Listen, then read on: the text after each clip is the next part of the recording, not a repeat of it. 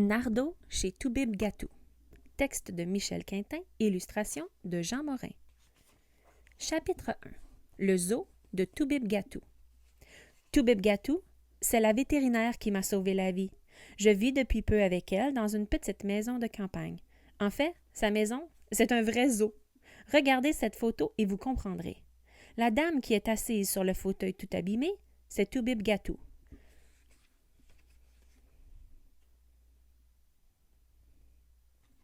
Le petit animal tout noir avec le bout de la queue blanc à côté d'elle, c'est moi. Je suis Nardo, le petit renard argenté de Toubib Gatou. Bébé Jaguar venait de me voler mon panier. Je voulais le reprendre, mais un des chatons m'en a empêché. Là, vous voyez Bambino, le petit chevreuil. Il m'aide en me poussant du nez. Sur le dossier du fauteuil, c'est Gata, la chatte gris-bleu. Elle tentait d'attraper la queue de l'autre bébé jaguar. Le vieux chien Fritz, le berger allemand, regardait la scène. Comme Fritz était très gros, il n'avait pas la permission de venir jouer sur le fauteuil. Juste avant la photo, le perroquet, la corneille et 3 autres chats sont partis jouer ailleurs. Ils ne voulaient pas se faire photographier. C'était ça, la maison zoo. Je ne m'ennuyais jamais ici. J'ai passé les premières semaines avec Bambino le chevreuil et les 2 frères jaguars. Tout comme moi, ils avaient été séparés de leur mère. Au début, Toubib Gatou nous nourrissait à la bouteille. Peu à peu, elle nous a appris à manger des céréales de bébé. Miam, miam! On adorait ça. Après le repas, on avait des céréales plein le poil. Ensuite, nous faisions une sieste. Dès que j'avais les yeux fermés, Gata bondissait sur ma queue. Elle voulait jouer.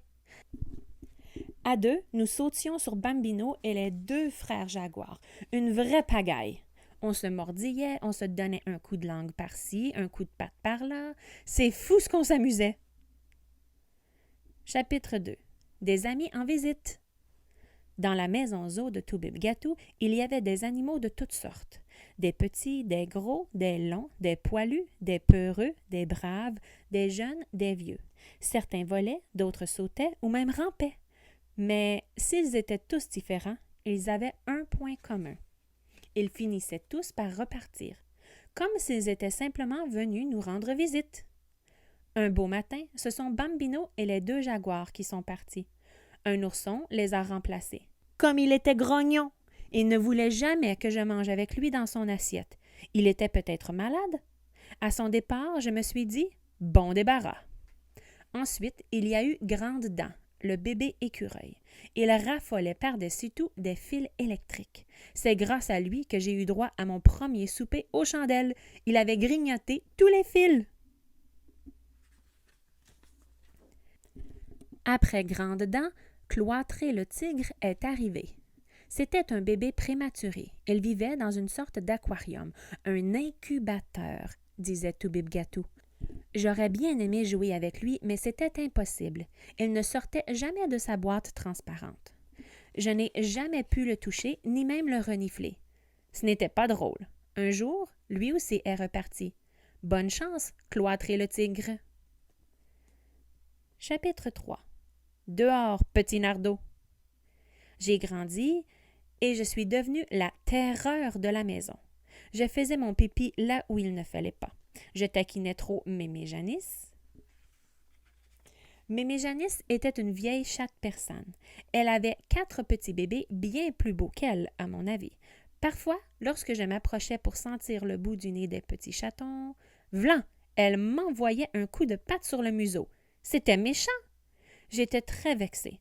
Tout énervée, je me mettais à courir en rond autour des petits. La langue sortie, je haletais et courais à une vitesse folle.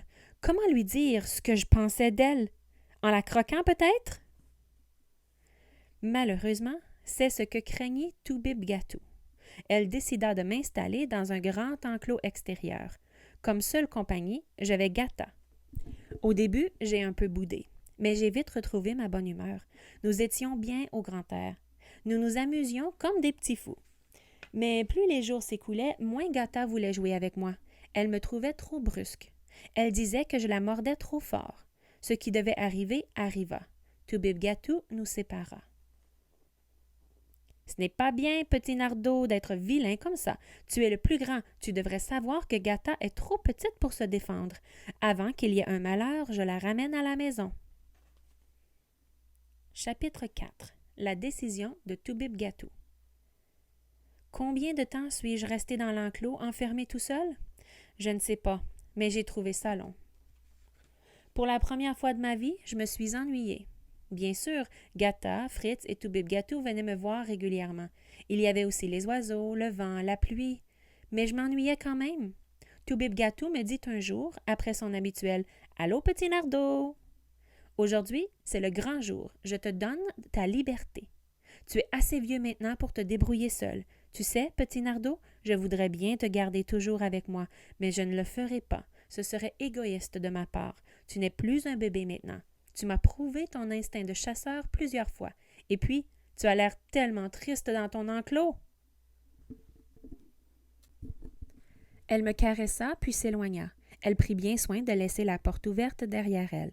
Avant de disparaître dans la maison, elle ajouta, la larme à l'œil, « Bye, petit Nardo. J'espère que tu reviendras me voir. » Chapitre 5. Une course folle. Je n'en croyais pas mes yeux. La porte était restée ouverte. Que faire? Tout timide, je n'osais pas sortir. J'ai reniflé le pourtour de la porte et risqué tout doucement une patte hors de l'enclos. Puis une autre. J'étais dehors. Avec méfiance, je me mis à flairer le sol tout en avançant très très lentement, puis, brusquement, j'ai compris que j'étais libre. Je me suis mise à courir, à courir, à courir. Je faisais le tour de l'enclos et de la maison à toute allure. À bout de souffle, je m'arrêtais pour aller boire, puis ma course reprenait de plus belle. Après avoir couru pendant 2 ou peut-être 3 heures, complètement exténuée, j'ai regagné l'enclos pour m'y reposer. Toubib-Gatou m'avait observé de loin. Finalement, elle vint me voir. « Petit Nardo, rester près de l'enclos est trop dangereux. Le terrain est trop près de la route. J'ai peur qu'on t'aperçoive et qu'on veuille te capturer pour ta fourrure. Tu vois la forêt là-bas, au bout du pré? Un jour, c'est vers elle que tu voudras aller. En attendant, il vaut mieux que je te garde encore un peu. Je vais chercher une autre solution. » Chapitre 6. Un nouvel ami. Les jours passèrent, puis les semaines. La solution de Toubib-Gatou ne venait toujours pas. Tous les jours, Toubib-Gatou venait me chercher et m'emmenait dans la maison. Là, c'était toujours la fête. Mais il y avait autre chose qui me rendait heureux. Même si, le soir venu, je retournais dans mon enclos, je n'étais plus seule.